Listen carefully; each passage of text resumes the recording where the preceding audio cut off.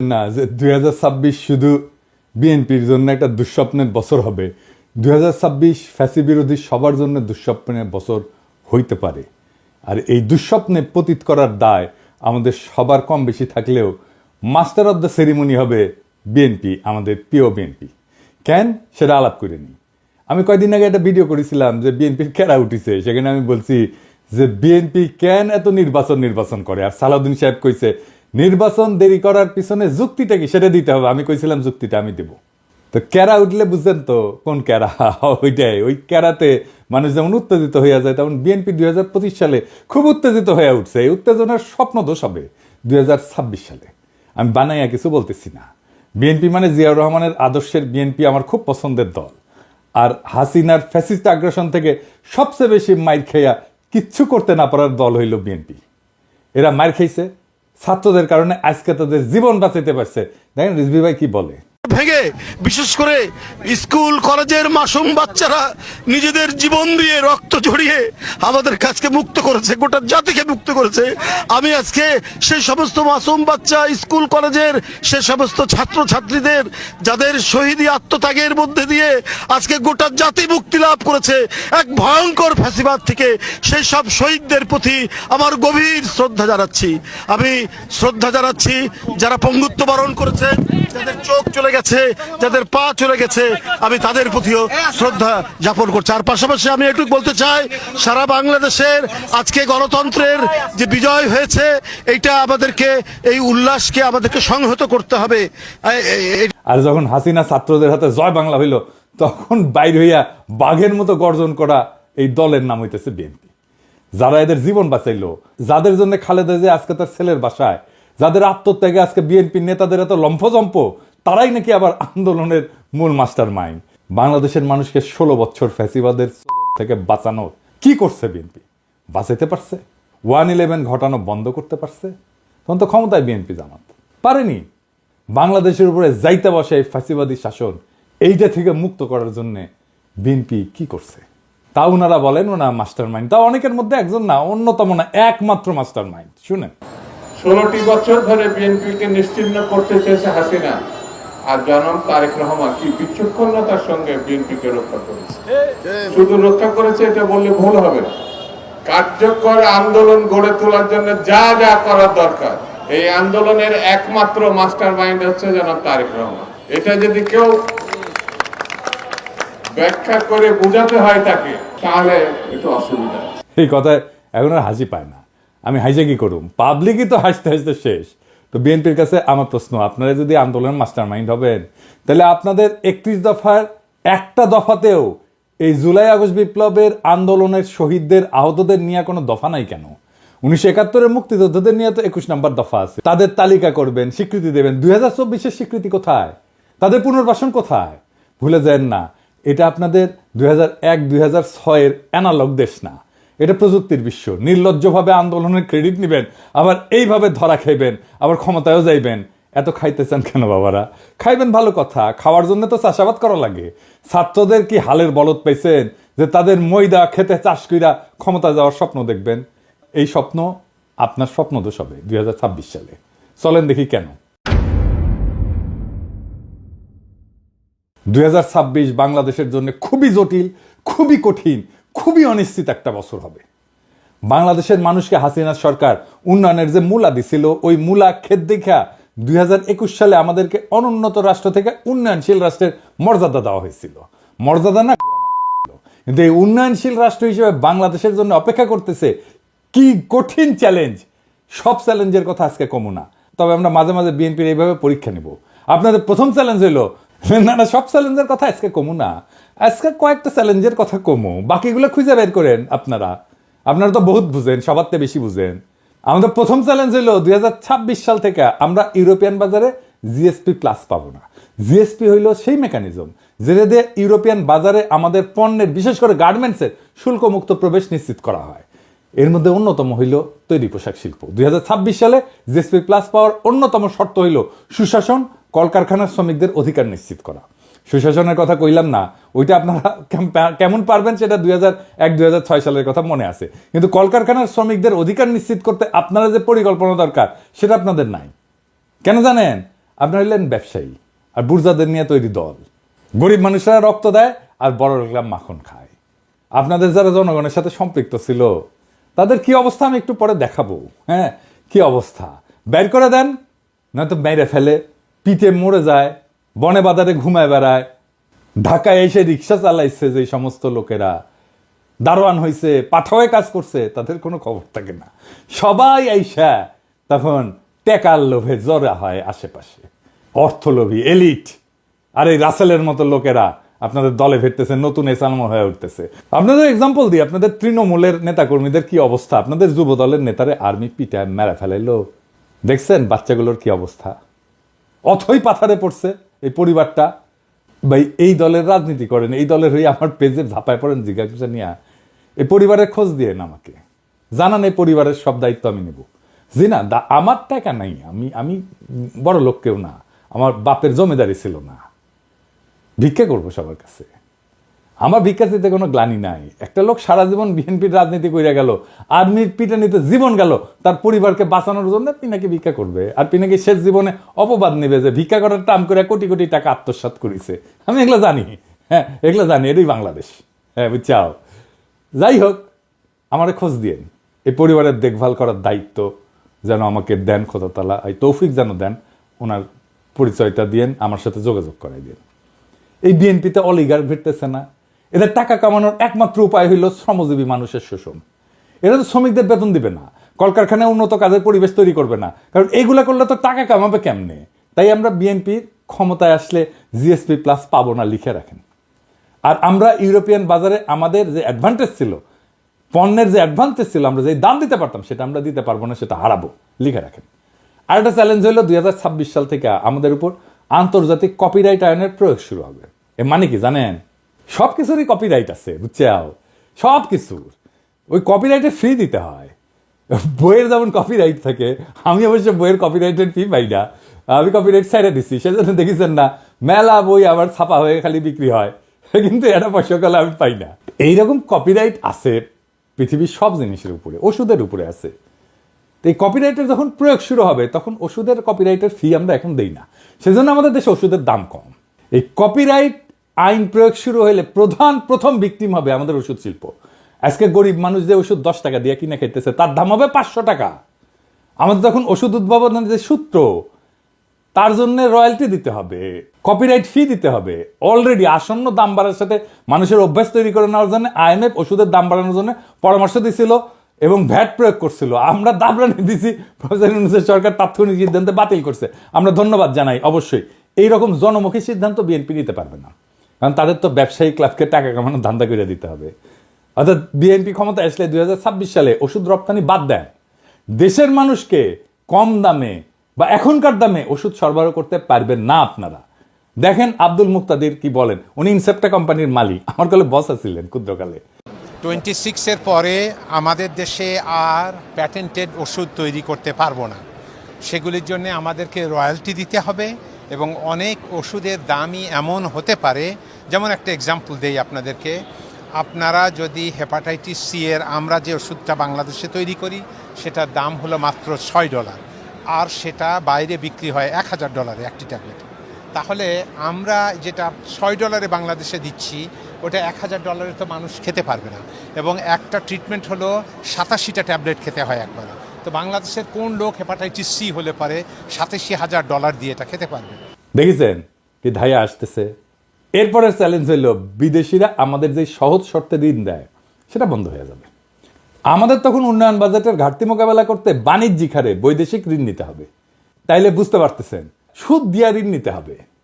ওই টাকাটা আমরা কেমনে পাবো? ওই টাকাটা উপার্জন করবো কত? উপার্জন করে তো সুদ শোধ দিতে হবে। আভ্যন্তরীণ অর্থনৈতিক সক্ষমতা তৈরি করে তারপরে ওই সুদটা শোধ দিতে হবে। এটা কেমনে করবেন আপনারা জানেন? আপনাদের কাউকে তো কোনোদিন এইসব নিয়ে কথা কইতে দেখি না। এসব ফাও মজা করার দিন শেষ। বিএনপির যারা ভাবতেছেন যে ক্ষমতা এসে 16 বছরে ক্ষুধা মিটাবেন, তাদের জন্য এক বালতি সমবেদনা রইল। এইরকম প্রস্তুতি নিয়ে ক্ষমতা আসলে পাবলিক টাইনে নামায় দিবে যদি দায়িত্ব নিতে না জানেন। 4 নম্বর হইতেছে আমেরিকান সাহায্য বন্ধ হয়ে গেছে সারা দুনিয়ায়। আমাদের তৃতীয় সাহায্যদাতা দেশ ছিল আমেরিকা এই ট্রাম্প আসার পরে। 1 আর 2 নম্বর হইতেছে জাপান আর ইংল্যান্ড। 2022 সালে কত টাকা দিছিল আমেরিকা তারা জানেন? আমেরিকা, শুধু আমেরিকা $32 বিলিয়ন।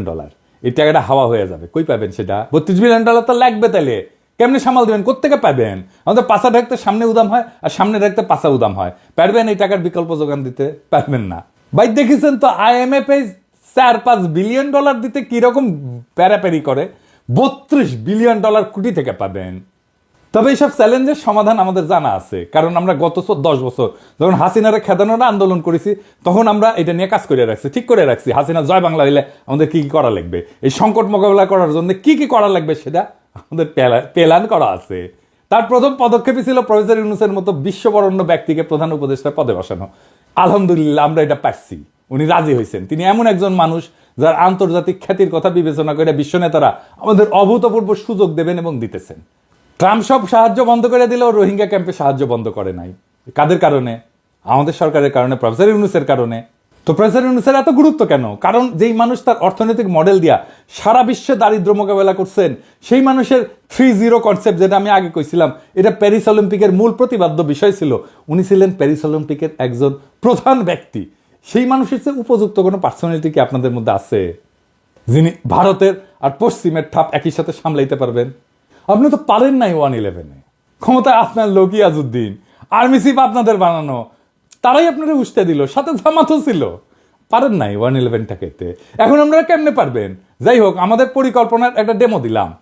পুরো পরিকল্পনা আমাদের সাজানো আছে। 2026 সালের চ্যালেঞ্জ আমরা কিভাবে মোকাবেলা করব। আমি যে ফাঁকা আওয়াজ দিই না, তা নিশ্চয়ই বুঝতে পারছেন।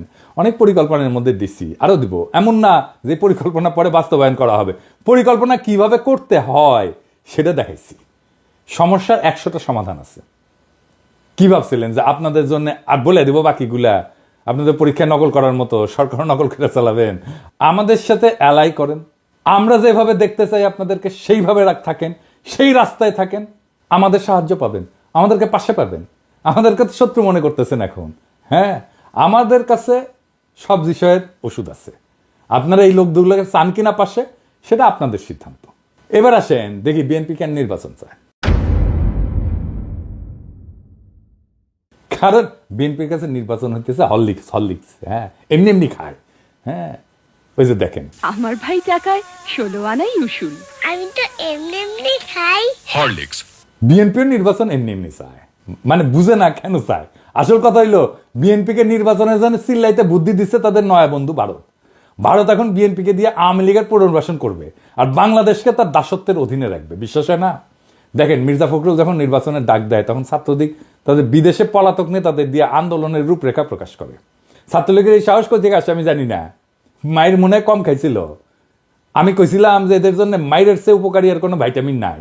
এখন বুঝছেন যে ভারত এই পুরা গেমের মাস্টার মাইন্ড। তারা বিএনপির কামলাদের দিয়ে নির্বাচন বইলা কান্নাকাটি করাবে, সামনে আওয়ামী লীগ রাজনীতির মাঠে উকি ঝুঁকি দিবে। আওয়ামী লীগ ঘোষিত কর্মসূচিগুলো পালন করতে গেলে আমার ক্ষুদ্র ভাতা ভগিনীরাই যথেষ্ট। যেই মায়ের 5ই আগস্টের পরে ইউনূস স্যারের দিকে তাকায় দিতে পারি নাই, সে পাওনা শোধ করিয়া দিতে হবে। আর বিএনপিরে কইতেছি, ভারত আওয়ামী লীগের সাথে যে বাসর করতেছে, ওইখানে আপনারা কাবাব মে হাড্ডি, ওইখানে আপনাদের কোনো জায়গা নাই। মজা শেষে ফেলায় দেবে কন্ডমের মতো। দেখেন, শ্যামা ওবায়দ আদানির জন্য ওকালতি করে। দেখেছেন, শ্যামা কি জ্বালানি মন্ত্রী, আদানি ভারতের এক দুর্বৃত্ত অলিগার্ক, সারা দুনিয়াতে ঘৃণ্য, মোদির ক্যাশিয়ার। তার সাথে বিএনপি নেতার লতকালতকি দেখেন। এখন মানুষের ক্ষমতায় গেলে দেশ বেচে, এরা ক্ষমতায় যাওয়ার আগেই দেশ বেচে দিছে আদানির কাছে, দেশ বেচে ছাড়া। এই বিএনপিরে ভারত এখন ক্ষমতার লজেনচুস দেখাচ্ছে, বুঝছাও? ক্ষমতার লজেনচুস দেখা বিএনপি ওই ক্ষমতার মূলার পিছে যাচ্ছে। তারপরে ওই লজেনচুসের আমও যাবে, সাথে সালাও যাবে। কেমনে বিএনপিকে ভারত ফেলাই দেবে ক্ষমতা দেখে শুনবেন, প্ল্যানিং শুনবেন, শুনেন আমার কাছে। ভারত জানে 2026-এর চ্যালেঞ্জ মোকাবেলা করা বিএনপির পক্ষে সম্ভব না। এটা আমার মতো মূর্খ মানুষ বুঝলে ভারত তো অনেক আগে থেকে জেনে আছে। যখন বিএনপি দেশের অর্থনীতি নিয়ে ঝামেলায় পড়বে, তখনই শুরু হবে বিক্ষোভ আন্দোলন। এই আন্দোলন হবে একেবারে তৃণমূল থেকে। মানুষ খাইতে পারবে না তো, চাকরি থাকবে না তো, মানুষ দলে দলে রাস্তায় নেমে আসবে তো। লোকি বৈঠা নিয়ে আওয়ামী লীগ কি তাণ্ডব করেছিল মনে আছে না? এখন যে পুলিশ আছে, পুলিশে পুরো তো হাসিনা। পুলিশ চুপ করে দাঁড়িয়ে থাকবে। 1-11-এর টাইমে যেমন আসিল ওই মির্জাফরের সেনাবাহিনীর মতো। ছাত্রলীগ যুবলীগ গর্ত থেকে উঠায় আন্দোলনে জয়েন দেবে, আর আমার হাসিও টুপ কইরা ঢুকে পড়বে। আন্তর্জাতিক চাপের কাছে তখন নত জানো বিএনপি। দেশীয় আন্দোলনে দিশেহারা বিএনপি তখন আওয়ামী লীগের সাথে আতত করে পলাবে, আওয়ামী লীগ যেমন পলাইছিল। আর দেশে ফিরে আসবে সেই ভয়ঙ্কর ফ্যাসিবাদ, আবার সেই ভারতীয় আধিপত্যবাদ যা কায়রা নিছিল আমাদের জীবনের 16টা বছর, বাংলাদেশকে পরিণত করছিল ভারতের উপনিবেশে। যারা কায়রা নিছিল বর্বর ভাবে আমাদের হাজার হাজার সন্তানদের জীবন, যারা আমাদের 25,000-এর মতো ছাত্র জনতাকে আহত করে চিরজীবনের জন্য পঙ্গু আর দৃষ্টিহীন করে দিছে, সেই আবু সাইদ মুগ্ধ ওয়াসিমদের রক্ত শুকানোর আগেই যেই দল নির্বাচন করে মুখে ফেনা তুলে ফেলাইতেছে, তারা আর যাই হোক দায়িত্ব নিতে পারবে না।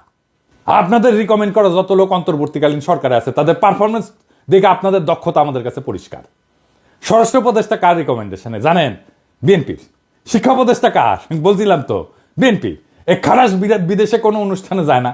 5ই আগস্টের পর বাংলাদেশের শিক্ষাঙ্গনে সবচেয়ে বেশি ঝামেলা হয়েছে। ছাত্ররা আন্দোলন করছে তাদের অধিকারের জন্য, আর আওয়ামী লীগ তাদের ন্যায্য অধিকারের আন্দোলনের নাম দিছে সন্ত্রাসী কর্মকাণ্ড। প্রফেসর ইউনূস দায়িত্ব আসার পর সবার আগে উচিত ছিল বিদেশি সহযোগীদের কাছে শিক্ষাঙ্গনের স্বাভাবিক পরিস্থিতি তুলে ধরা এবং সকল দ্বন্দ্বের সমাধান করা। তা না কইরা তিনি তার ডায়াপার সামলানোর অপারগতার কথা বইলা বিদেশে যাইতেছেন না। আপনি কি ভাবছেন স্যার আমরা বুঝি না? আপনি তো বিএনপির পরামর্শে আসছেন। ইউনূস স্যারের সরকারের ভাবমূর্তির জন্য কাজ করলে তো আপনার আসল লক্ষ্য পূরণ হবে না। বিএনপির 31 দফা দেখে তো মনে হয়েছে তারা শিক্ষাঙ্গনের সমস্যাটাই বুঝেন নাই। বুঝে তো আর বই বিতরণ, শিক্ষাঙ্গনের বিরোধ এগুলোর সমাধান আগে থেকেই করতেন। ছাত্র সংসদ নির্বাচনগুলোর কথা বলছি, বিশ্ববিদ্যালয়গুলোতে বিএনপি বাগড়া দিচ্ছে, ছাত্রদল বাগড়া দিচ্ছে। কেন? কারণ ছাত্রদল জিততে পারবে না বড় বড় বিশ্ববিদ্যালয়গুলোতে। আপনার তো নিজের স্বার্থ ছাড়া আর কিছু বুঝেন না। নিজের খুবই সংকীর্ণ স্বার্থ, ছাত্রদের স্বার্থ তো আপনাদের কাছে নাই। তাহলে তো আপনারা সংসদ নির্বাচনের কথা মেনে নিতেন। করতে চাচ্ছেন না কেন সংসদ নির্বাচন? বাগড়া দিচ্ছে কেন ছাত্রদল? তার মানে তো আপনারা পারবেন না, এটা হারে যাবেন। হারবেন যে জন্য, সেই জন্য আপনি ছাত্র সংসদ নির্বাচন হইতে দিবেন না। নির্বাচন করছেন, ম্যান্ডেট করছেন, গণপরিষদের নির্বাচন করেন, আমরা সবাই বলতেছি। সেটা তো করবেন না, কারণ ওখানে নতুন সংবিধান বানাইতে হবে, সেটা তো করতে চাচ্ছেন না। গণপরিষদের নির্বাচন করেন, ম্যান্ডেট নেন, আপনারাই করেন, আপনারাই আসেন, সেটা করবেন না। যারা বিপ্লব করলো, যারা দেশটাকে রক্ষা করলো রক্ত দিয়া, তাদের প্রতি আপনাদের পর্বত প্রমাণ ঘৃণা, শত্রু বানায় ফেলছেন তাদেরকে। আপনার 31 দফা দিচ্ছেন, এটা নিয়ে একটা ভিডিও দিব, দাঁড়ান। দিতেছিলাম না নেহায়েত মায়া করে, এতদিনের রাজপথের সহযোদ্ধা কেমনে কঠোর কথা কই। কিন্তু আপনারা এমন ভাবে অন্তর্বর্তীকালীন সরকারের উপর ঝেপে পড়েছেন যে না দিয়া তো উপায় নাই। 71 টিভিতে যাইয়া রুমিন ফারানা এই 71 টিভির দুর্বৃত্ত আওয়ামী ফ্যাসিস্ট এনাবলার সে একটা বদমাইশের সাথে বৈশা কেমনে শফিকের সাথে কথা বলে শুনেন। ব্যর্থতা কি দেখলেন? আমি তো এটা ব্যর্থতার অনেকগুলো ডেটা আছে, সব জায়গায় সফল হওয়া যায় না। না, ব্যর্থতার কিছু অংশ স্বীকার করবেন না। জার্নালিজম করেন না, ব্যর্থতার কিছু অংশ স্বীকার মানে 100-তে 100 পেতে চান। না, আমি এটা বলছি না, আমি 90 বলি না, কিছু জায়গায় ব্যর্থতা আছে। কিন্তু আপনাদের উপদেষ্টারা তো নিজেকে নিজে মার্কিং করার সময় 3-4 দিতে পারছেন না 10-এ। আমি জানি না, আমি চিফ অ্যাডভাইজারের অফিসকে রিপ্রেজেন্ট করে আমি সে আলোকে বলছি। ওকে, দেখেছেন 71 টিভির সাথে বিএনপি এক হইয়া গেছে, দেখছেন? শফিক তো ভদ্র মানুষ, ছোটখাটো মানুষ। আমি যদি ওটি থাকলাম ইনি না, তোরে তুলে থাকনা মারলাম ইনি। অ্যাঙ্করের বাচ্চা, তোর অ্যাঙ্করগিরি আমি শিখাই দিলাম নি। আর 71 টিভি তো ভাঙ্গে চুরে ফেলছিল, ওটা বুলডোজারে কেন ঘুরাই দেয়নি? দেখেছেন এই সমস্ত? এখন দেখেছেন তো সব জায়গায় এই আওয়ামী দুর্বৃত্তগুলোর সাথে, ফ্যাসিবাদের এনাবলারের সাথে বিএনপির খাতির দেখেন একসাথে ঝাঁপে পড়েছে শফিকের উপরে। জনতারের চেতায়েন না, আপনাদের কিন্তু ভারতেও জায়গা হবে না, মনে রেখেন কথাটা। অবশ্য আপনাদের মধ্যে রয়্যাল এজেন্ট যারা আছে তাদের জায়গা দিতে পারে। আলতাফ সাহেব তো বলছে বিএনপির মধ্যে রয়্যাল লোক আছে, জানেন তো? দেখেন ওই কি বলছেন। বিএনপির কিছু লোক আছে যারা নন আননোন না, নূতন না, পুরানা, নন রয়্যাল এজেন্ট। নন রয়্যাল এজেন্ট তারা এই দেশে যদি 100 টাকা কামাই করে 90 টাকা তারা ইন্ডিয়াতে পাঠায়। এই এজেন্টের একাধিক এজেন্টের নাম আমি বলতে পারি। আমি তো ঢাকায় থাকি, পটুয়াখালীও থাকি, কলকাতায় সল্টলেকে বাড়ি আছে, সোনার দোকান আছে, হোসিয়ারি আছে, তারপরে পেট্রোল পাম্প আছে, তারপরে এটাকে কি বলে এই যে কমিউনিটি সেন্টার আছে। বাসায় গেলে পরে আপনি বাংলাদেশি পাসপোর্ট পাবেন, আপনি ইন্ডিয়ান পাসপোর্ট পাবেন, আপনি কানাডিয়ান পাসপোর্ট পাবেন। তো প্রমাণ করতে কি অসুবিধা আছে নাকি? বিএনপির একজন শীর্ষ নেতা এই কথা বলছে, আমি বলি নাই। বিএনপির কোনো জবাব আছে? এবার আসেন আলাপ করি 2026-এর বিপর্যয় থেকে বাংলাদেশকে রক্ষার উপায় কি। এই বিপর্যয় থেকে রক্ষার একমাত্র উপায় হইল প্রফেসর ইউনূসের মতো একজন সরকার প্রধান, যিনি বৈশ্বিকভাবে সমাদৃত। এখন নির্বাচন দিলে দেশের অর্থনীতির উপর অতিরিক্ত চাপ আসবে। আওয়ামী লীগের চুরি করা টাকা ফেরতেই না, যেন আর কেউ দেশকে বাপের সম্পত্তি ভাবতে না পারে সেই ব্যবস্থা করতে হবে। মনে হয় এখানেও বিএনপির আপত্তি। আওয়ামী লীগের হাতে কত হাজার কোটি টাকা আছে জানেন? নির্বাচন আসলে ওই টাকা মাঠে আসবে, তখন মাঠে আসবে প্রার্থী কেনার জন্য, ভোট কেনার জন্য। 2026-এর চ্যালেঞ্জ মোকাবেলার জন্য প্রফেসর ইউনূস অনেক দক্ষ টেকনিক্যাল এক্সপার্ট নিয়ে আসছে। রিভার্স ব্রেন ড্রেনের মাধ্যমে আরো লোক আনার কাজ চলতেছে। এদেরকে দেশ পুনর্গঠনের সুযোগ দিতে হবে। আপনারা জানেন কত স্কলার ফিরে আসছে সরকারের সাথে কাজ করার জন্য। সোয়াসের মুস্তাক ভাই আসছে, ইকোনমিস্ট আনিস ভাই আসছে, বিদায় আশিক আসছে, খলিল ভাই আসছে, আরো কত নাম কমো প্রত্যেকে কাজ করতেছে এই ধ্বংস হয়ে যাওয়া দেশটাকে আবার ঠিকঠাক করতে। জুলাই গণহত্যার বিচার শেষ করতে হবে। আপনারা 31 দফায় যেহেতু এগুলো রাখেন নাই, তাই আপনাদের উপর আমাদের কোনো ভরসা নাই। আগামীর যুগ জেনারেটিভ এআই এর যুগ। আমাদের তথ্য প্রযুক্তি খাতে অনেক দক্ষ লোক দরকার। হাসিনার চুরির অত্যাচারে এমন দক্ষ যত লোক দেশ থেকে চলে গেছে, তাদেরকে আবার আমরা ফিরে আনবো। বাংলাদেশের তরুণ ইমরান, যে স্ন্যাপচ্যাটের মতো কোম্পানির সিও, ওইরকম অনেক লোক আমরা দেশে আনার কাজ শুরু করব। তাদের মাধ্যমে গড়ে তুলব আমাদের পোস্ট জুলাই রিকভারি ফোর্স, যারা দেশের পুনর্গঠনে কাজ করবে। আর তরুণদের নেতৃত্বে হবে সংস্কার। দেশে একটা অন্য গতি আসবে। সাধারণ মানুষ থেকে শুরু কইরা বিনিয়োগকারী পর্যন্ত সবাই প্রফেসর ইউনূসের উপর আস্থা রাখে, এবং তখন সেই আস্থা আরো দ্বিগুণ হবে। প্রফেসর ইউনূস নিজেই একটা বিশাল ব্র্যান্ড। আমরা ওনারে মুক্তে পাইছি, ওনার কাছ থেকে আমাদের সবটা নিতে হবে। উনি যা দিতে পারেন। আমরা অনেকদিন পরে এমন একজন রাষ্ট্রপ্রধান পাইছি যারা নিয়ে আমরা গর্ব করতে পারি। ওনার নেতৃত্বে আমরা দেশের হারানো অর্থনৈতিক সক্ষমতা ফিরে না আসা পর্যন্ত উনারে হারাইতে চাই না। ওনার সরকারের অনেক দুর্বলতা আছে, কিন্তু প্রফেসর ইউনূস একাই 100। ওনারে শান্তি মতো কাজ করতে দেন, আমরা আগায় যাব দুর্বার গতিতে। তবে ইউনূস স্যারকে আমাদের অনুরোধ, দয়া করে যোগ্য, উদ্যমী, আধুনিক, বিশ্ব সম্পর্কে ধারণা আছে এমন তরুণ লোকদের নেন আপনার সরকারে। বুড়া খাটাসগুলোকে বাদ দেন মেহরবানি কইয়া। আর বিএনপি এই জন্যই কথা বলার সুযোগ পাচ্ছে, এই জন্য নির্বাচন করে তর পাচ্ছে। বিএনপি নেতাদের জন্য আমার একটাই মেসেজ। আমি যে চ্যালেঞ্জগুলোর কথা বলছি, সংস্কারের কথা বলছি, 31 দফায় জুলাই অভ্যুত্থানের কথা না থাকার কথা বলছি, এগুলোর উত্তর দিয়ে দয়া করে নির্বাচনের কথা বলবেন। সক্ষমতা না দেখা আমরা আর কাউরে ভোট দিব না। কিভাবে আপনারা সরকার চালাবেন, কিভাবে মানুষকে অর্থনৈতিক মুক্তি দিবেন, কিভাবে উন্নয়নশীল দেশের চ্যালেঞ্জ মোকাবেলা করবেন, কিভাবে জুলাইয়ের আহত আর শহীদদের সম্মান জানাবেন, তা পূর্ণ রূপরেখা আকারে প্রকাশ করেন। জাতির কাছে আপনাদের প্রতিশ্রুতি দেন। আমরা তখন বিবেচনা করব আপনারা নির্বাচন করার যোগ্য হইছেন নাকি হন নাই।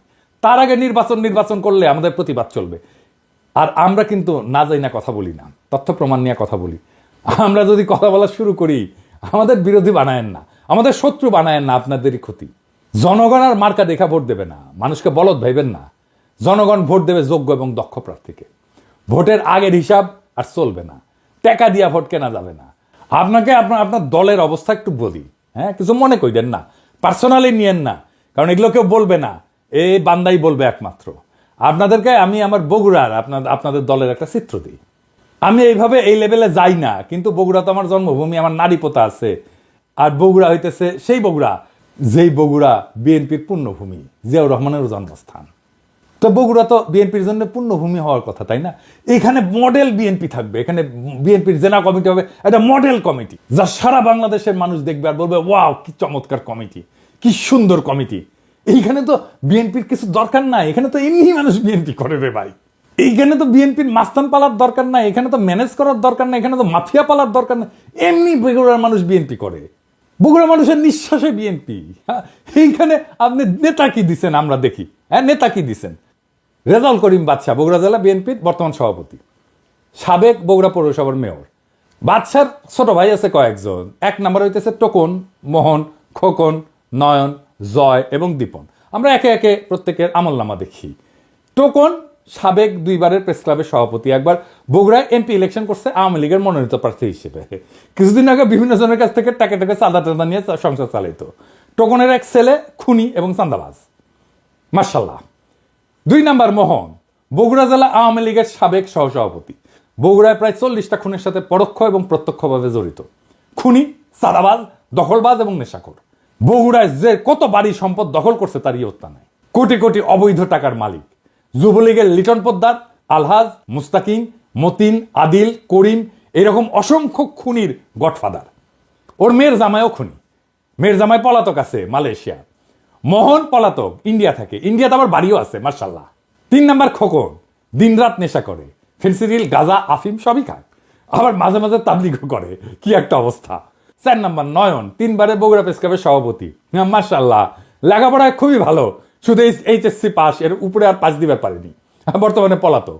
5 নাম্বার জয়, শহর যুবলীগের সভাপতি, হিরোইন খোর, রাত হইলে বাসা ফেরার জন্য রাস্তা দিয়ে হাঁটতে পারে না, এমনই দুলে, সে দেওয়াল ধরে ধরে রাত হইলে হাঁটে। আমার কথা না, বগুড়ার মানুষের কথাই শুনেন। দীপন 6 নাম্বার, ফেন্সিডিল খোর, ফেন্সিডিল বিক্রেতার কাছ থেকে মোহনের ভাই হিসেবে ফ্রি ফেন্সিডিল পায়। বগুড়ার মানুষ এই দুর্বৃত্ত পরিবারের কাছে জিম্মি, 1 ভাই বিএনপি, 1 ভাই আওয়ামী লীগ, 1 ভাই যুবলীগ, 2 ভাই হাসিনার চাটুকার সাংবাদিক। এদের বাপের নাম আলম দারোগা। এ কিন্তু বগুড়ার স্থায়ী বাসিন্দাও না, এই আলম দারোগা বরিশালের মানুষ, সিপাহী থেকে দারোগা হয়েছে, বগুড়ায় রিটায়ার করছে, রিটায়ারের পরে নোট বইয়ের ব্যবসা করতো, বাদশাহ মোহনও নোট বইয়ের ব্যবসা করতো। ভাই এই লোকের বগুড়ার প্রতি বিন্দু মাত্র কমিটমেন্ট আছে? বগুড়ায় জাহান নামে যা কিছু যায় আসে, তো বগুড়ার লোকই না রে ভাই। এই বাদশাহ 5ই আগস্টে বহু আওয়ামী লীগ যুবলীগ নেতার কাছ থেকে টাকা নিয়ে তাদের সম্পদকে রক্ষা করছে, তাদেরকে রক্ষা করছে।